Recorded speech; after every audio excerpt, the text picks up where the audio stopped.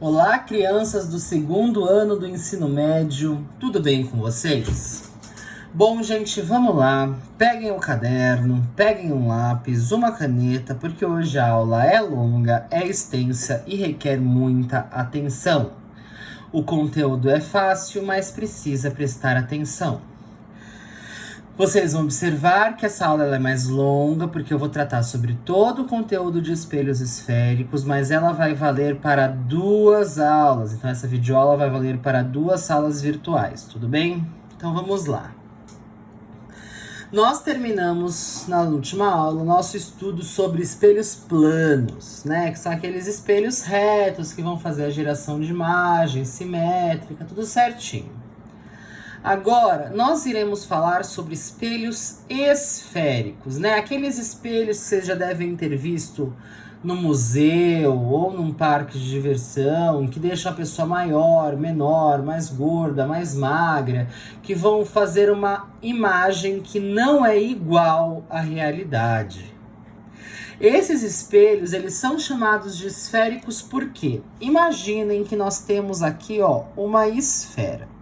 Vocês sabem que eu não sei desenhar muito bem, mas sejam criativos. Então, aqui eu tenho uma esfera. Essa esfera, ela é espelhada. Aí eu vou pegar e eu vou cortar a pontinha dela, como se eu cortasse o topo de uma laranja. Esse pedacinho que eu cortei aqui, ó, é o meu espelho esférico. Vamos lá, então eu peguei a minha esfera e cortei um pedaço. Se ela tiver a parte interna espelhada, então vai bater aqui a luz e vai retornar, a parte interna espelhada, esse espelho é chamado de côncavo. Então ele é o corte de uma esfera com a parte interna espelhada. Se essa esfera tiver a parte externa espelhada, então esse espelho é convexo. Então aqui, ó, corte de uma esfera com a parte externa espelhada. Com um detalhe que se chama condição de Gauss. Eu tenho aqui, esse daqui é o centro da minha esfera, tá, gente? Aqui é o centro da minha esfera. Do centro da esfera até as extremidades do espelho, aqui no meio vai formar um ângulo chamado de beta, certo? Que é o ângulo de abertura do meu espelho. Este ângulo vai falar o quão aberto ou quão fechado esse espelho é. Para que esse espelho produza imagens, o ângulo obrigatoriamente tem que ser menor do que 10 graus. Para que seja produzida alguma imagem nítida, para que seja um espelho estudável, né, na física, então esse ângulo ele tem que obrigatoriamente ser menor que 10 graus. Então a hora que eu cortar a pontinha da minha esfera, eu tenho que realmente cortar só na pontinha. Se eu cortar muito próximo ao centro, esse ângulo ele vai abrir e não vai me produzir um espelho válido, tá? Não vai produzir o chamado espelho gaussiano, tudo bem? Então isso é o que é um espelho, certo? Um espelho esférico. Vamos lá. Vamos ver os principais elementos que eu tenho num espelho. Vocês podem ver que aqui, ó, eu não mostrei se é um espelho côncavo ou convexo. Esses elementos, eles são comuns a todos os espelhos, a todos os espelhos esféricos, tá bom? Então vamos lá. Aqui eu tenho meu espelho, pode ser côncavo, pode ser convexo.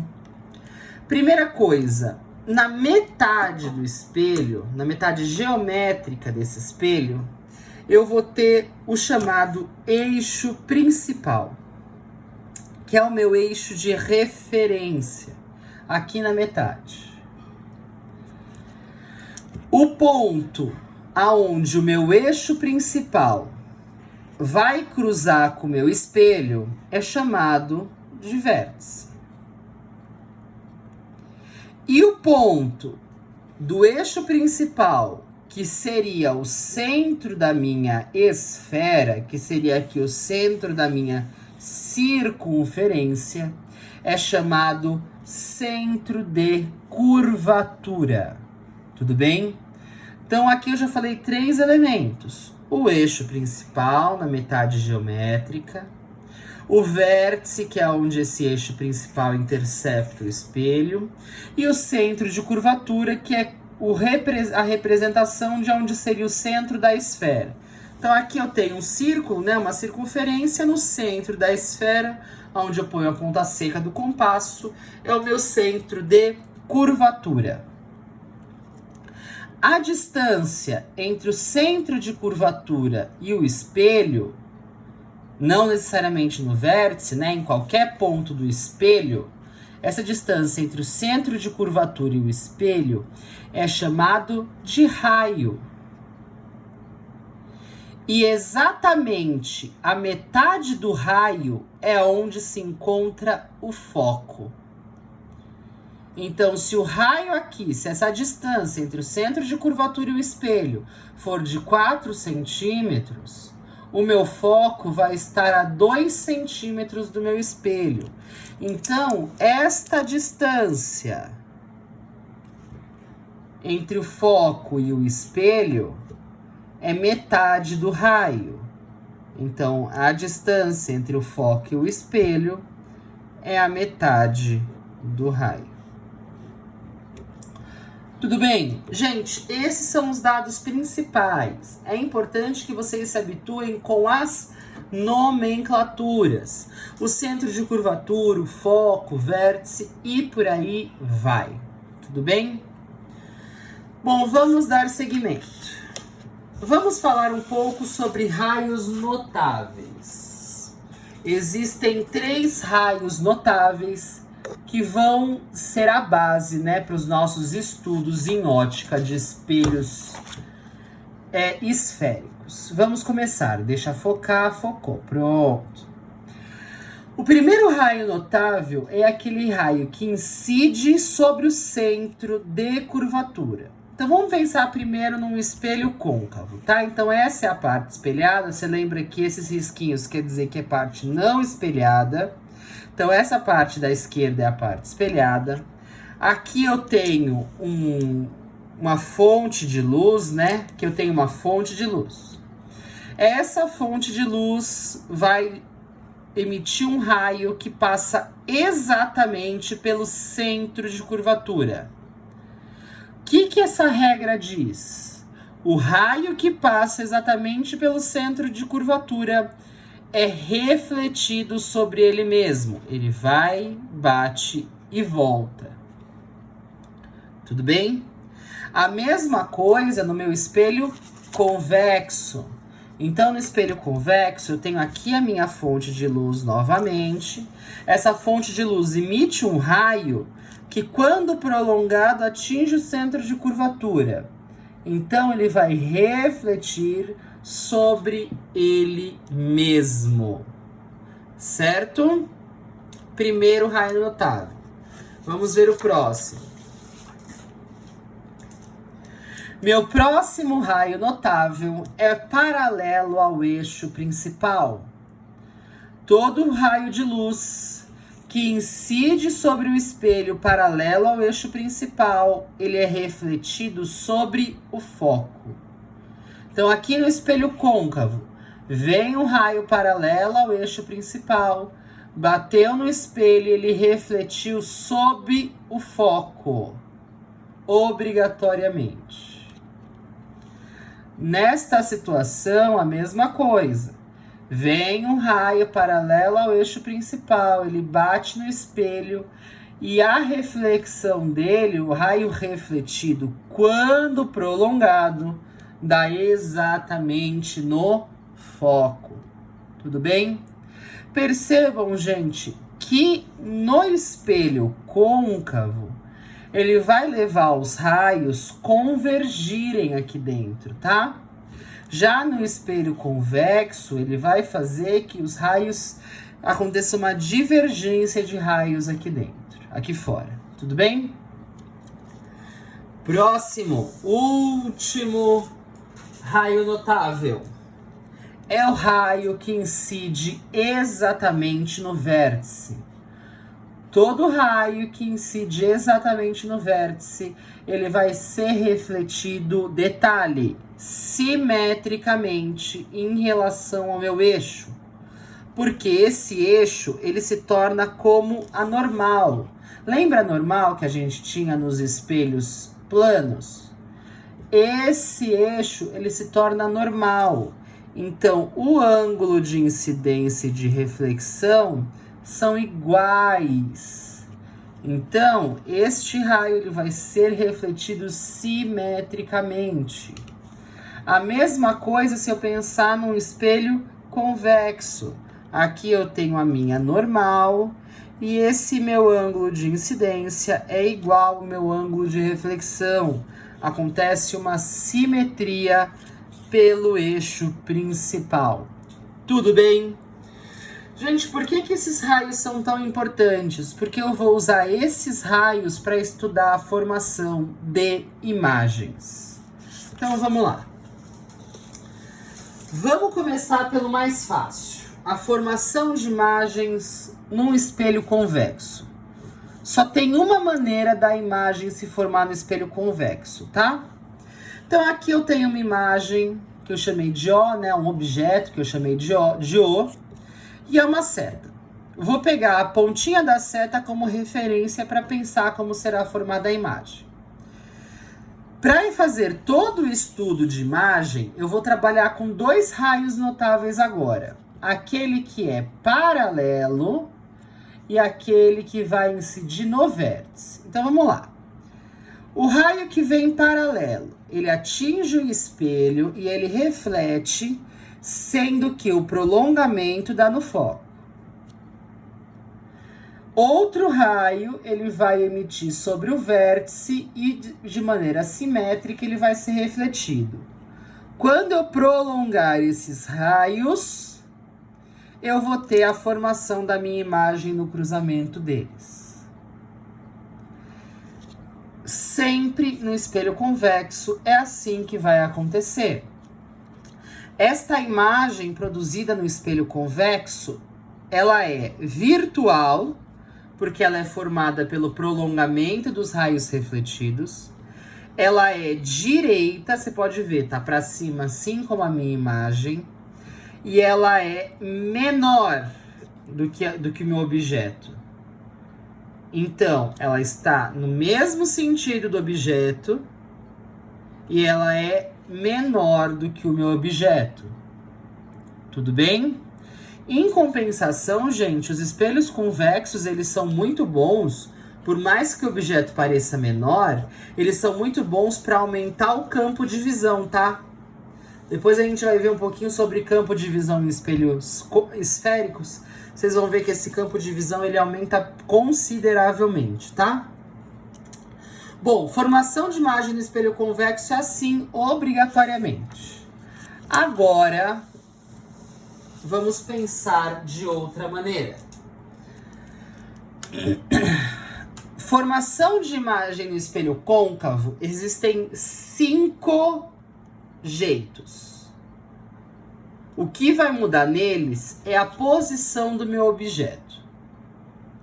E cada um diferente vai ter uma imagem completamente diferente. Então vamos lá, devagar e sempre. Então tenho um espelho côncavo, tenho aqui o meu objeto. A primeira situação é quando o meu objeto está antes do meu centro de curvatura. Então aqui, ó, vou emitir aquele raio que é paralelo, que vai passar pelo foco. Vou emitir o raio que vai chegar no vértice e vai vir simétrico. Da convergência deles, eu vou formar uma imagem. Quando meu objeto estiver antes do centro de curvatura, essa imagem ela é real. Porque eu tenho os próprios raios refletidos, não o prolongamento. Ela é invertida, ela é de ponta cabeça. E ela é menor do que o meu objeto. Então, essa imagem, ela é invertida e menor que o objeto quando ele está antes do centro, do centro da minha circunferência, do centro de curvatura do meu espelho. Próxima situação. O meu objeto agora está exatamente no centro de curvatura. Quando o meu objeto está exatamente no centro de curvatura, vamos lá. Emitiu o raio que é paralelo, passou pelo foco, emitiu o raio que vem simétrico no vértice, na intersecção deles forma a imagem. Essa imagem, ela é real, então eu tenho os próprios raios refletidos, não tenho os prolongamentos. Ela é invertida, ela é de ponta cabeça e ela tem o mesmo tamanho. Então, quando esse objeto ele está exatamente no centro de curvatura, né, na altura do centro de curvatura, a imagem produzida ela é invertida de ponta cabeça e tem o mesmo tamanho. Tudo bem? Próximo. Neste caso, o meu objeto ele está entre o centro de curvatura e o foco. Quando o meu objeto estiver entre o centro de curvatura e o foco, aqui ó, emiti de novo os dois raios, na intersecção fez a minha imagem. Quando o meu objeto estiver entre o centro de curvatura e o foco, a minha imagem que está aqui embaixo, ela é real, ela é invertida e agora ela é maior do que o meu objeto. Tudo bem? Então vamos lá. Se o meu objeto está entre o centro de curvatura e o foco, a minha imagem ela é invertida, está de ponta cabeça e ela é maior que o meu objeto. Próxima situação. O meu objeto está exatamente no foco, na altura do foco. Peguei, fiz o raio que vem paralelo, passa pelo foco. Fiz o raio que vem no vértice e é refletido simétrico. Percebam que esses raios, eles são paralelos. Eles nunca vão se interceptar. Ou seja, eu não tenho formação de imagem. Geometricamente, eu estou mostrando isso para vocês. Esses raios não se cruzam. Ou seja, quando o meu objeto está exatamente no meu foco, eu não tenho a formação de imagem. Sim, fica na frente do espelho e não aparece nada. Tá bom? Vamos para o último caso.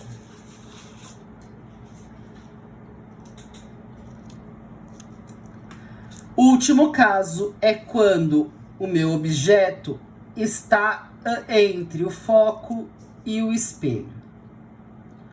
Quando o meu objeto estiver entre o foco e o espelho, vamos lá. Primeiro raio que vem paralelo e é refletido sobre o foco. Fiz a extensão dele aqui para trás. Depois, o raio que vem no vértice é refletido simétrico, fiz a extensão dele para trás. A formação da minha imagem está aqui. E nesse caso, essa minha imagem ela é virtual, porque ela é feita pelo prolongamento dos raios refletidos. Ela é direita, ambos estão para cima, e ela é maior do que o meu objeto. Então, quando o meu objeto estiver entre o foco e o espelho, a imagem produzida ela é direita, então ambos estão para cima, e ela é maior do que o meu objeto. Gente, para terminar, equação de Gauss. Então, o que eu vou ter aqui? Entendam, eu coloquei um caso específico, mas saibam que isso é válido para qualquer caso de obtenção de imagem. Eu tenho aqui para cima o meu objeto. A distância entre o meu objeto e o meu espelho, eu estou chamando de P. A distância entre o foco e o meu espelho, eu estou chamando de F. E a distância da minha imagem até o meu espelho, eu estou chamando de P'. Gauss desenvolveu uma equação que diz que 1 sobre a distância do foco é igual a 1 sobre a distância do objeto, mais 1 sobre a distância da imagem. Fazendo essa conta, eu consigo uma relação entre essas distâncias. Tudo bem? Gente, importantíssimo, essa equação ela é válida para qualquer formação de imagem em espelhos esféricos. Não se esqueçam disso, é muito importante. O que vocês vão fazer agora? Para casa. Bom, primeiro, para a próxima aula, tá? Para amanhã, para a próxima aula que é amanhã. Vocês reassistirão essa aula, vão assistir umas 2, 3 vezes e fazer anotações no caderno, porque eu estou sabendo que vocês não estão fazendo adequadamente anotações no caderno. Então agora a lição de casa vai ser fazer as anotações desta aula no caderno. Amanhã vocês farão uma espécie de aula invertida para mim, utilizando as suas anotações como base para me explicar essa aula. Para a próxima aula, que é segunda-feira, quem já quiser ir adiantando e treinando o conteúdo, tem página 43. Mas para amanhã é anotações no caderno e se preparar para a aula invertida. Para segunda-feira, página 43. Amores da minha vida, por hoje é só. Espero que vocês tenham entendido e gostado. Façam desenhos, façam com capricho, façam anotações que amanhã eu vou querer ver. Se possível, já deixem as fotos no WhatsApp ou no computador, que aí vocês mostram compartilhando no Team Link com todo mundo. Um grande beijo no coração e tchau, tchau.